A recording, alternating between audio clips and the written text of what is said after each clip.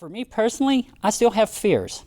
I have a fear that I'm going to lose my job at any moment. I have a fear that somebody is going to become a predator towards me, so I have to be careful in relationship areas. I'm afraid, like I said, economically. I'm afraid physically at times, not up here. As a parent, besides the normal fear of having a child, and besides the normal fear of having a child who's a daughter, how are you managing all of these other unknowns of having a transgender daughter? I mean, is this something that you just push to the side and say, I'm going to be there when it happens, or is this things that you actively work to control, these fears? That's a great question. That's a piercing question. I think I probably do a number of things. Right. I think I probably stash some of it for my own just, survival Right. need. I think some of it I'm cognizant of, and I think I'm discovering some of these, whether they're underlying fears or they're just epiphanies. Oh my gosh, I didn't even realize that's something. And I mean, even just on Facebook the other day, there was something going around, generally within trans friendly communities on Facebook, about 11 different things that trans people face in dating. And, without going into details, some of these things it had occurred to me would be issues. And some of them quite honestly scared me. Like, people who fetish trans folks, and I thought, wow, is that what my daughter's life is going to be like, where she's perceived as as someone's fetish in terms of trying to find a relationship because you think about this as a parent, you think about what's going to happen in the future for my child. So that's something that you sort of think about. You have these epiphanies all the time, whether they're something you think of yourself or something that's shared with you. And can I ask a question? Yeah. Do you think Leah has any of these fears? Yes, yet? absolutely. I mean, maybe yeah. She has struggled with fertility as an issue since, she's 10, and it's probably since she was 6. I think she's been cognizant or at least expressing stress about that. 6, 7. And so, that's something that you sit back and you think, wow, that's not something a 6 or 7-year-old should have to worry about, is if eventually they're not going to be able to have biological children.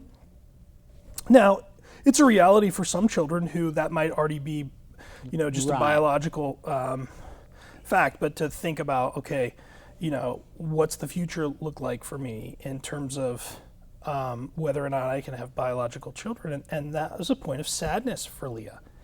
And so, we talked. You mentioned the sort of the notion that. I broke the disc and moved on. That one I haven't moved on yet from, Right. and I know Leah hasn't. I mean, I'm not sure. I can't speak for Leah, but that's a heavy piece. So, I think some you just have to collect the pieces like we did today with my disc and just. Which you can have them back. They're still in my disc bag if you want both pieces. Thank you. To show everybody how strong you are. Look what I did. Perfect. Yeah, that was funny. So, it's I think I don't have it all figured out. But we take it one day at a time, and we try and be loving and also be active and be advocates for our kids. But now, learning that, just being an advocate for your own child and not advocating for the whole community, then you're really missing an opportunity. Without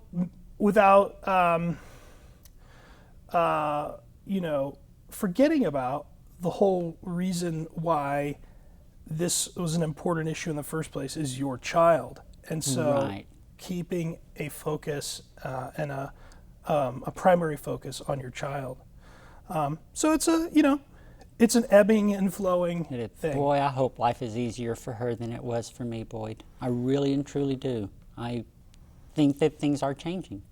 I think there's still a lot of work to do. There's still a lot of misinformation out there that you're helping just by talking now. We don't know who we're reaching. We don't know. Leah, when she goes to school, she's advocating just by sitting down in a classroom and doing her schoolwork. She's like, I can function in this world as my true, authentic self. And there's still a lot of work to be done. There's some celebrities out there that I kind of feel like are popular enough that everybody probably on the planet knows who they are that are transgender. And they're saying some things right now that I almost feel like may hurt transgender children. And so now we're having to try to unify our community. Just like you were saying, you're advocating for your daughter, but now you're advocating for a community. And somehow or another, we have to bring the community together strong enough that people just know that we are people.